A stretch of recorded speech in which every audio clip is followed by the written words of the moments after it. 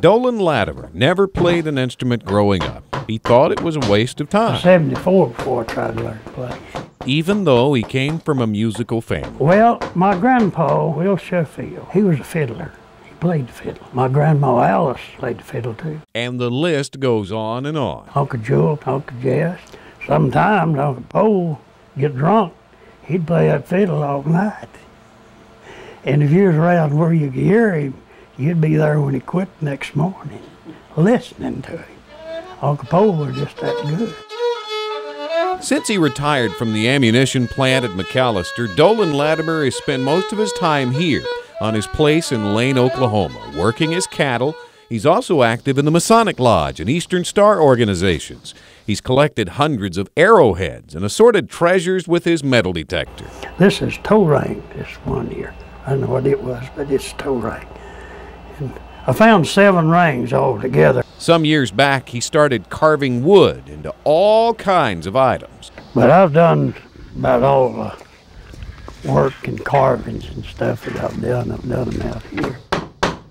And that's when he tried his hand at making music, literally. We lost my mother 10 years ago.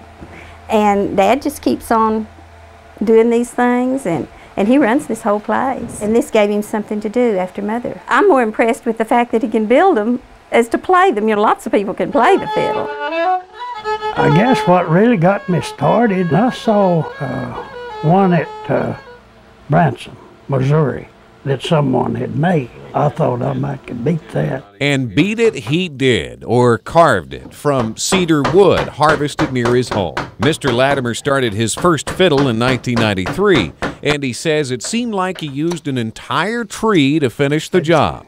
All trial and error, but after the first one was done, he kept building more. Some of them got 2 or 3 of them started. Some he sold, others he's given away, and he claims this one is his last. Yeah, he says that every time.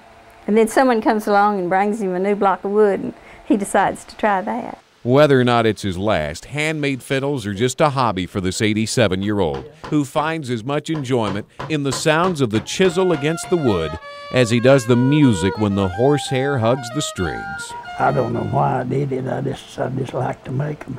And when I'd start one, it seemed like I couldn't leave it alone until I'd get through with it. And that's Texoma Tales. I love that fiddle music. From Lane, Oklahoma, I'm Charlie Haldeman, First News.